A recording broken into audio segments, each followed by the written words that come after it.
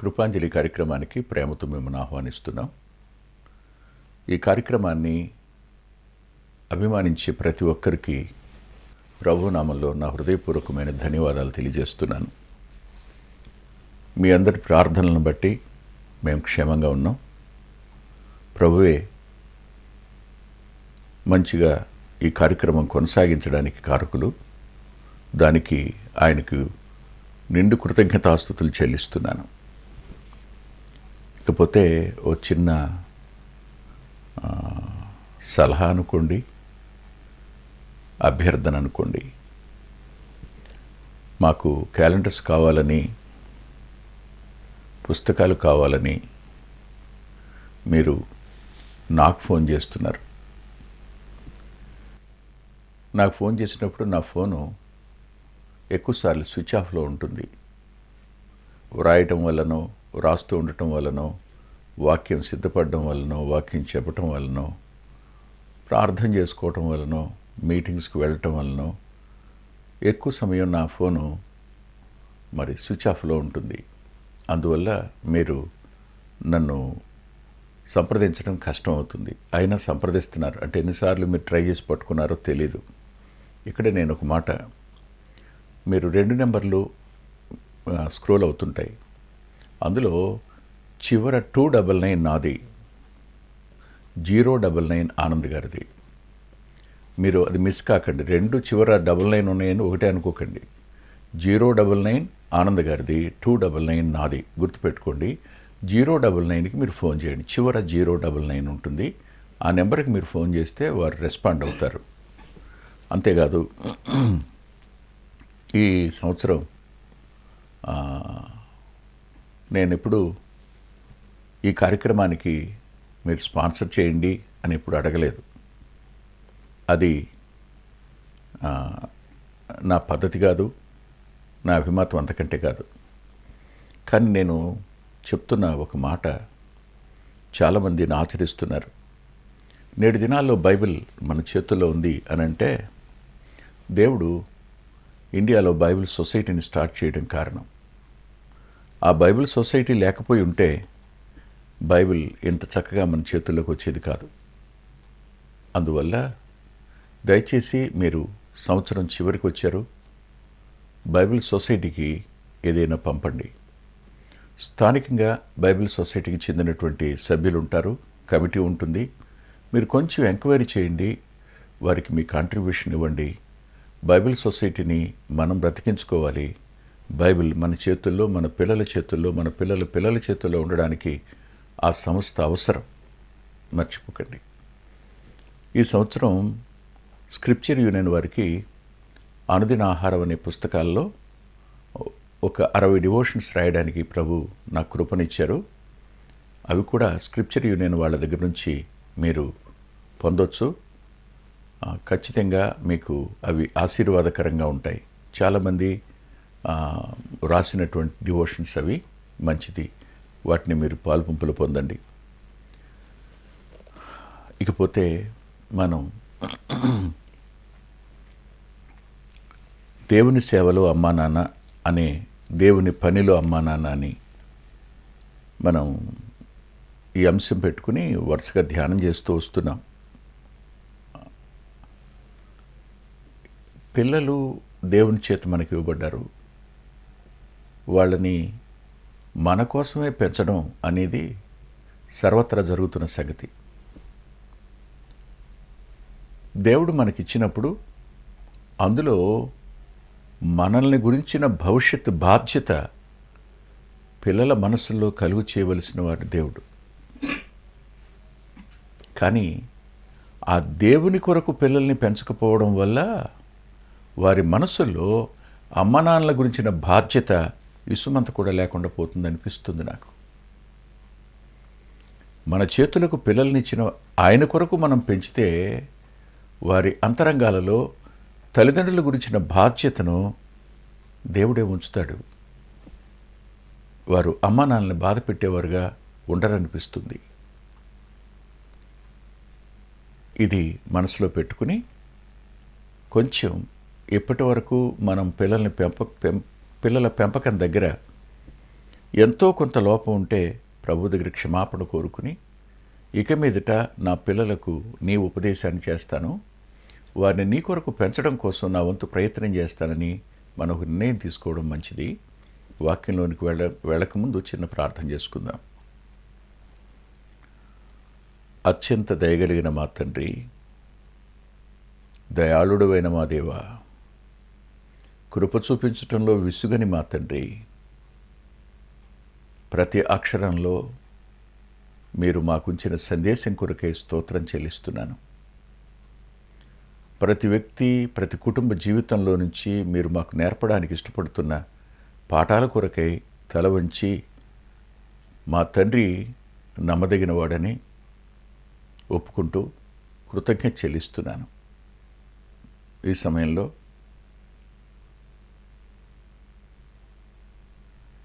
ఈరోజు మాకు అవసరమైన వర్తమానాన్ని ఇవ్వడం కోసం మీ ప్రియకుమారుడు, మా రక్షకుడు అయిన యేసుక్రీస్తు ప్రభువారి యొక్క పరిశుద్ధ నామంలో వస్తూ, వింటున్న మా ప్రియులందరి కుటుంబాల మీద నీ ఆశీర్వాదం ఉంచుమని 2021వ సంవత్సరంలో డిసెంబర్ నెలలో ఈ రోజు వరకు మీరు మమ్మను కాచి సంరక్షించారు.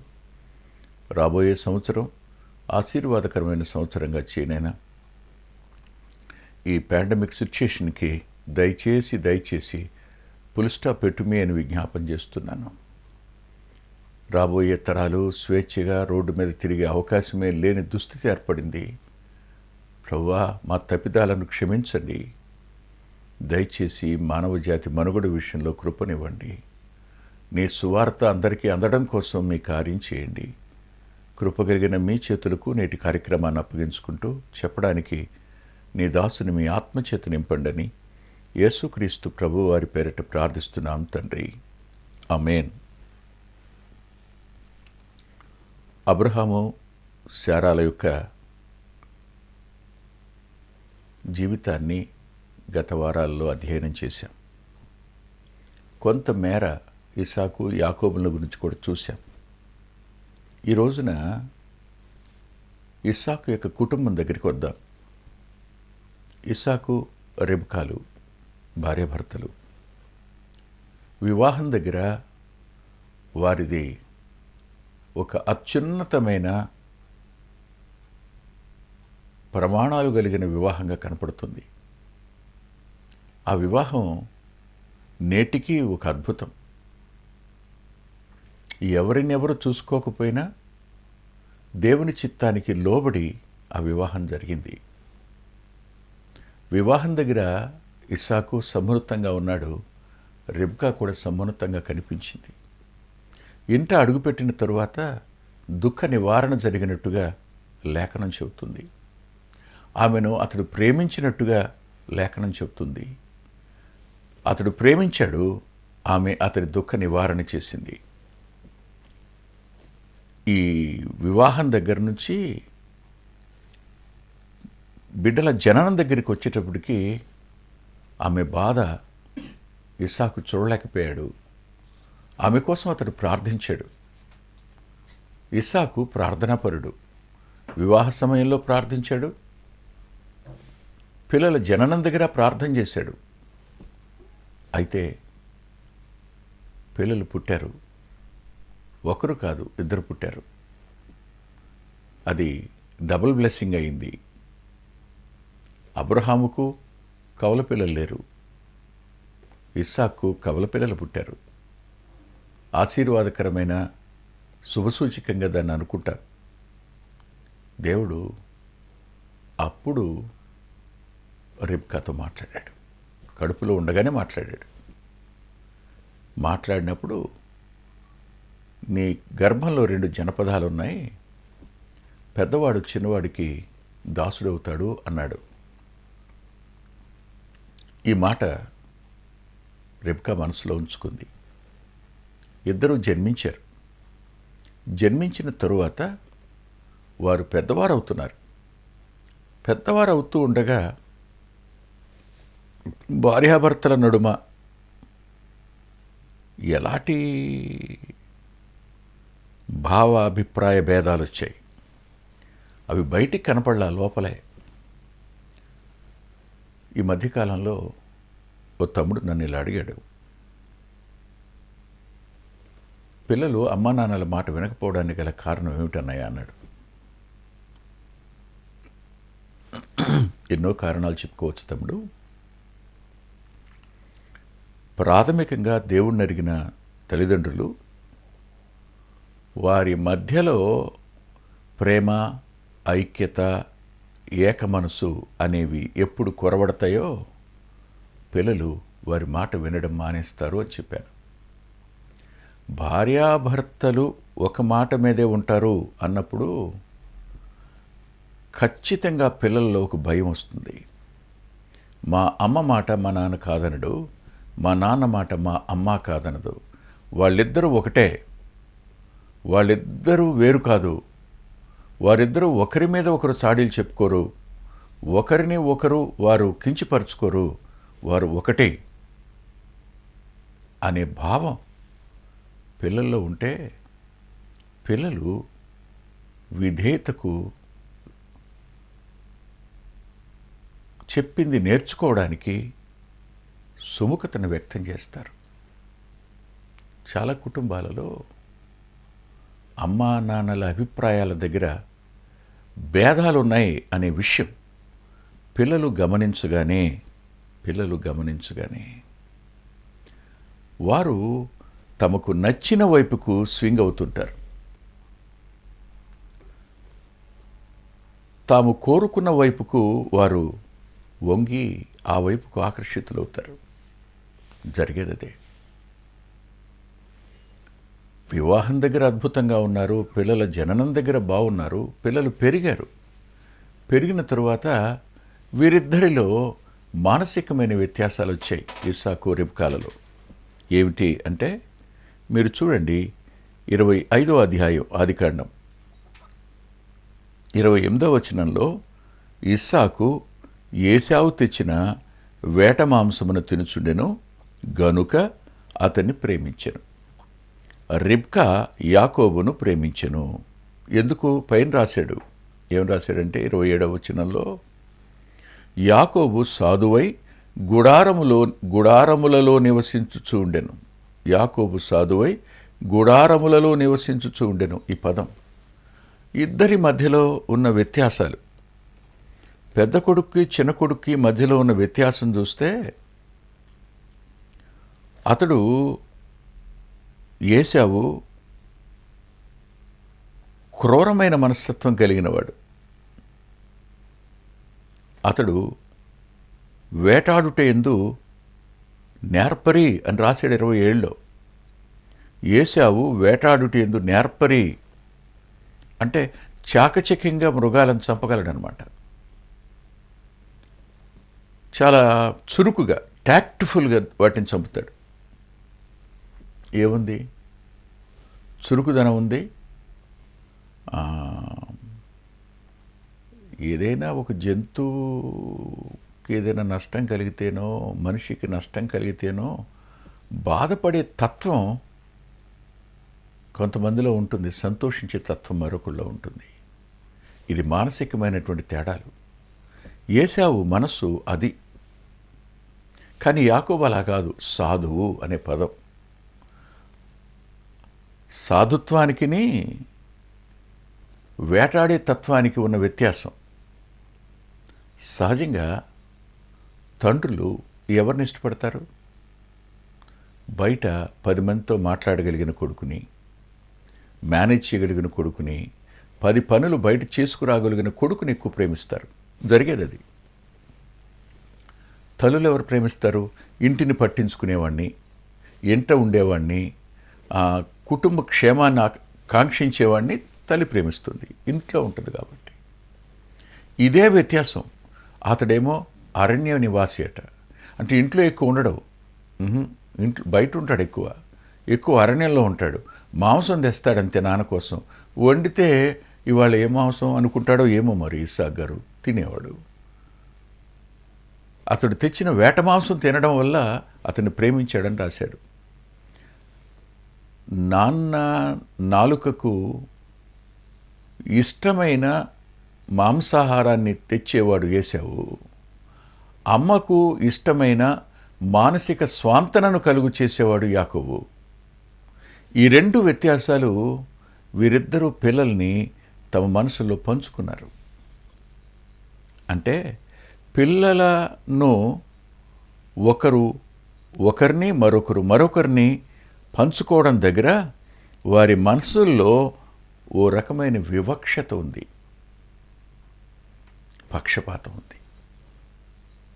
వివక్షత అన్నప్పుడు కొంచెం స్వార్థం కనపడుతుంది, పక్షపాతం అన్నప్పుడు కూడా కనపడుతుంది రెండింటిలో, కానీ వివక్షతలో కొంచెం ఎక్కువ కనపడుతుంది.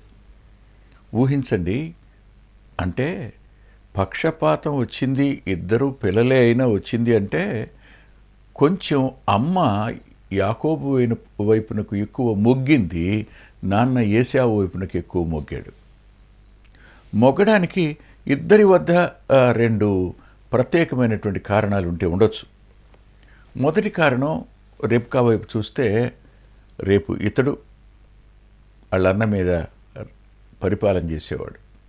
దేవుడే అన్నాడు ఇతడు చిన్నవాడుకి పెద్దవాడు దాసుడు అవుతాడని. కాబట్టి నేను ఎవరి వైపున ఉండాలి?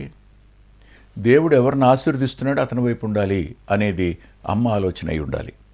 ఇకపోతే ఇస్సాకు యొక్క ఆలోచన ఏమిటి? అరే దేవుడు అలా చెప్పాడు, వీడు నష్టపోతాడనమాట, ఇప్పటికే జ్యేష్ఠత్వాన్ని పోగొట్టుకున్నాడు, అది పోగొట్టుకున్న తర్వాత ఇంకా అది అధికమై ఉంటుంది, నష్టపోతాడు, నేను చిన్నోడితో పెద్దోడిని సమానం చేయాలి అనే ఆలోచన ఇస్సాకు వచ్చి ఉండొచ్చు. ఇవన్నీ జరుగుతున్నప్పుడు నేను తల్లి యొక్క బాధ్యతను మీ మనసులోకి తేవాలని ఆశపడుతున్నాను. తల్లి యొక్క బాధ్యత. తప్పు చేసే పిల్లల్ని పసిగట్టవలసిన బాధ్యత ఎవరిది? వారి నడవడిని జాగ్రత్తగా పసిగట్టవలసింది ఎవరు? సామెతల గ్రంథం 31వ అధ్యాయం 27వ వచనంలో మనందరికీ తెలిసినటువంటి మాటలు. అది తల్లులను గురించిన మాట. 31వ అధ్యాయంలో 27వ వచనం, ఆమె తన ఇంటి వారి నడతలను బాగుగా కనిపెట్టును. ఇంటి వారి నడతలను కనిపెట్టేటువంటి ఆ ప్రక్రియ, ఆ కనిపెట్టే స్వభావం అంటే అమ్మ, క్షమించని మాట అంటున్నాను, పిల్లల నడతలను కనిపెట్టే డిటెక్టివ్ అనమాట అమ్మ. ఏదో తేడా వచ్చింది వీళ్ళు ఇవాళ.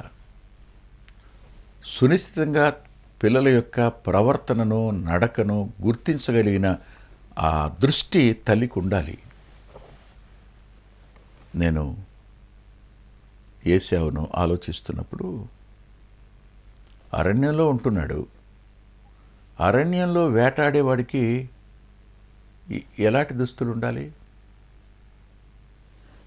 ఒంటి నిండా వెంట్రుకలు కదా, మృగానికి ఉన్నట్టు ఉన్నాయి. అంత ఎక్కువగా, మామూలుగా మనిషికి ఉన్నంతకంటే ఎక్కువ ఉన్నాయన్నమాట. ఎందుకంటున్నానంటే, చంపి తెచ్చిన మేకపిల్ల వెంట్రుకలు పెడితే తప్ప ఓహో నా కొడుకు అనుకోలా అంటే అది ఊహించండి అసలు ఎంత ఉంటాయో. అలాంటివాడు కదా. మరి అలాంటివాడు ఆదికాండం 27వ అధ్యాయం 15వ వచనంలో ఏశావునకు సొగసైన వస్త్రములు ఇంట తన దగ్గరే ఉన్నాయని రాసింది. రిబ్కా దగ్గరే ఉన్నాయట వస్త్రాలు, సొగసైన వస్త్రాలు. అడవిలోకి వెళ్ళేవాడికి సొగసైన వస్త్రాలు ఎందుకు? మీరు ఆలోచించండి. ఎక్కడో దారి తెప్పుతున్న పరిస్థితి కనపడటంలా. పిల్లలు వారి వస్త్రధారణ, పిల్లలు వారి అలంకరణ, పిల్లలు అందంగా కనపడాలని చేస్తున్న ప్రయత్నం దగ్గర ఏదో వారి నడతలో తేడా వచ్చింది అనే సత్యం మొట్టమొదట గుర్తించవలసింది తల్లి. గుర్తించి ఈ విషయాన్ని తండ్రికి చెప్పాలి. వీరిద్దరూ కలిసి దేవుని పనిలో ఆ పిల్లలను గమనించి పసిగట్టి సరిచేయవలసిన బాధ్యత అమ్మా నాన్నలకుంది. చాలాసార్లు తల్లులు పిల్లల నడత కనిపెట్టినా భర్త బాధపడతాడేమో, భర్త గాయపడతాడేమో, లేదు భర్త కఠినమైన నిర్ణయం తీసుకుని పిల్లల మీద అతడు కోపగించుకుంటాడో, ఏదో చేస్తాడో, లేదు తనకేదైనా అయిపోతుందో, ఇలాంటి భయాలు పెట్టుకుని భర్తకు చెప్పకుండా దాచేటువంటి స్త్రీలు అత్యధికంగా కనపడతారు ఆ రోజు నుంచి ఈ రోజు వరకు. ఏదో తేడా వచ్చిందండి ఏశావులో. కేవలం వేట మాంసం తెస్తే తిని మీరు అతన్ని ప్రేమిస్తున్నారు, కానీ అతని నడతలో తేడా వచ్చింది. ఒక్క మాట, అతడు అమ్మా నాన్నలతో సంబంధం ఉందో లేదో తెలియదు, కానీ ఏశావు ఇద్దరిని వివాహం చేసుకున్నట్టు ఆదికాండం 26వ అధ్యాయం 34వ వచనంలో రాసింది. వారిద్దరూ రిబ్కాకు మనోవేదన కలుగు చేశారని రాశాడు 35లో. ఇద్దరు కోడళ్ళు వచ్చారు, ఇద్దరు అత్తగారి మనసును గాయపరిచిన వారే, మనోవేదన కలుగు చేసిన వారే. కారణం ఏమై ఉండాలి? మా అత్తగారు చిన్న కొడుకుని ఎక్కువ ప్రేమిస్తుంది, నా భర్తను ప్రేమించదు అనే భావం వారిలోకి వచ్చేస్తే వారు ఎలా ప్రవర్తిస్తారు? దేవుని ఎరిగిన వారు కారు, దేవుని స్వరం విన్నవారు కారు, తమ ఇష్టానుసారంగా ఎక్కడో ఉన్నవారు. వీడు విపరీతంగా వేటాడుతున్నాడు, నేర్పరి చురుగ్గా ఉన్నాడు కదూ, మరి బలంగా మృగంలాగా ఉన్నాడు. చేసుకున్నారు వాళ్ళు. ఇంటికి వచ్చిన తర్వాత అత్యంత సౌందర్యవతి, దేవుని స్వరమెరిగినామే, బలిపీఠం మీద నుండి దింపిన ఇస్సాకునకు భార్య అయి సంఘానికి సాదృశ్యంగా ఉన్న ఈమె కోడళ్ళిద్దరి చేత మనోవేదనకు గురి కావలసి వచ్చింది. ఊహించండి, మీరు ఊహించండి. పరిస్థితి మెల్లమెల్లగా ఎలా దిగజారటం జరిగిందో. ఇంట నీదే అధికారం అన్నట్టు నువ్వు ఉన్నా, కోడళ్ళు వచ్చాక వారికి ఇవ్వాల్సిన స్థానాన్ని వారికి ఇవ్వాలి. అత్తగారిని తక్కువ చేసేటువంటి కోడళ్ళు ఉన్నారు, కోడళ్లను అవమానపరిచే అత్తగారులు ఉన్నారు. ఇవి వెరసి మనోవేదనకు కారణమవుతాయి. ఎన్నో కుటుంబాలలో ప్రతి చిన్నది కూడా కాంప్లికేటెడ్గా చేసి, ప్రతి చిన్న విషయాన్ని పెద్దగా భూతద్దంలో చూసి, దానికి లేని రంగులను పులుముకుని కుటుంబాల మధ్య మనోవేదన రావడం అనేది కనపడుతుంది ఈ రోజున. దేవుని భయం లేనటువంటి పరిస్థితులు ఉన్నాయి. ఒకసారి ఆలోచించండి. ఇవి ఎలా సరి అవుతాయి? మొట్టమొదటిగా భార్యాభర్తలుగా మీ ఇద్దరి మధ్య సరైన సఖ్యత వస్తే మీరు పిల్లలకు ఏమైనా చెప్పగలరు. పిల్లలు మీ మాట వినే అవకాశం ఉంది. మీరు భార్యాభర్తలుగా ఏకమనసు కలిగి ఉండాలన్నది దైవోద్దేశం. ఆయన మిమ్మల్ని జతపరిచినప్పుడు ఆయన ఉద్దేశం అదే. ప్రభు తన భూమి మీదకి రక్తమాంసాల్లో పాలువాడై వచ్చి మొట్టమొదట కుటుంబ వ్యవస్థను బాగు చేయటమే మొట్టమొదటి పనిగా పెట్టుకున్నారు ఆయన. అందుకే కనా వివాహంలో ఆయన కనిపిస్తారు. బాగు చేశారు. నేటికి బాగు చేయగలరు. మానవుని బాగు చేయడానికి రక్తం చిందించినవాడు, మానవుని స్థానంలో మరణించినవాడు మానవుని విడిచిపెట్టాడు.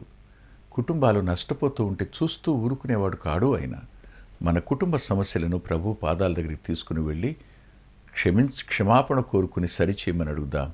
తలలో ఉంచి ప్రార్థన చేసుకుందాం. దయగలిగిన మా గొప్ప తండ్రి, కృపగలిగిన మా దేవ, మరోసారి కొద్ది మాటలు చెప్పడానికి నీ దాసునికి మీరు ఇచ్చిన ఈ సమయం కొరకు రుణస్తుని ప్రభు. ఎంతైనా నమ్మదగిన వారు మీరు. మీ కార్యాలు నిజంగా ఆశ్చర్యాలు, మా జ్ఞానానికి అందవవి. ప్రత్యేకంగా ఏ కుటుంబాలలో ఇలాంటి కలతలున్నాయో, అనైక్యతలున్నాయో, తల్లిగా పిల్లల యొక్క నడతను కనిపెట్టలేని అనేక మంది భర్తలకు వేరుగా ప్రవర్తించడం, ఆ పిల్లల వద్ద భర్తలకు స్థానం లేకుండా చేయడం, ఇలా చేస్తున్నవారు మీ ఆత్మచేత గద్దించబడిన వారై బుద్ధి తెచ్చుకోవడానికి సహాయపడండి. మీ కృపకు కుటుంబాలను అప్పగించుకుంటూ మీ సహాయాన్ని కోరుకుంటూ యేసుక్రీస్తు ప్రభువారి పేరిట ప్రార్థిస్తున్నాం తండ్రి. ఆమేన్. ఆమేన్. ప్రభు చిత్తమైతే వచ్చే వారం కలుసుకుందాం. దేవుడు మిమ్మల్ని దీవించునుగాక.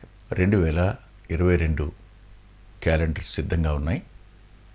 మీరు వాటిని పొందొచ్చు. మంచి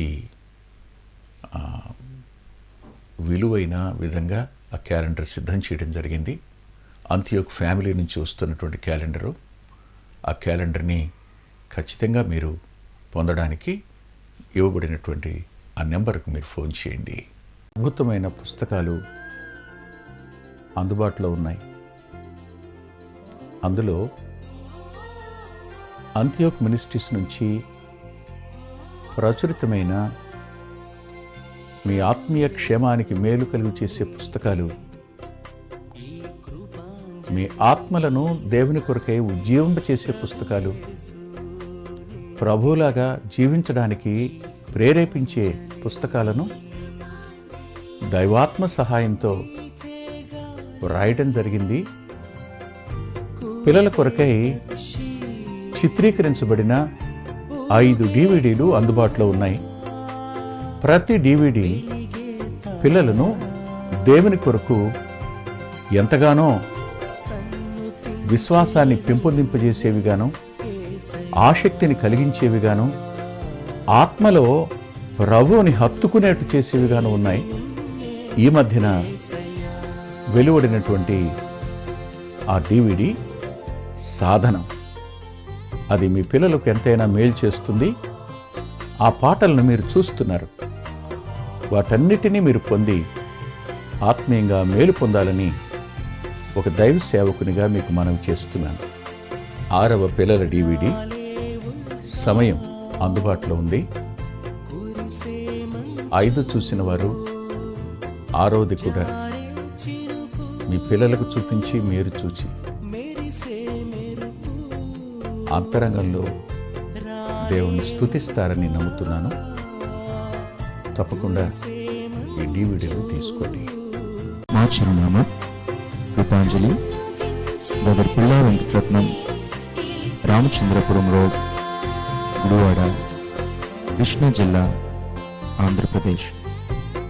అవర్ అడ్రస్ కృపాంజలి, బ్రదర్ పిల్లా Venkataratnam, Ramachandrapuram road, Gudivada, Krishna district, Andhra Pradesh. Phone number 9490504299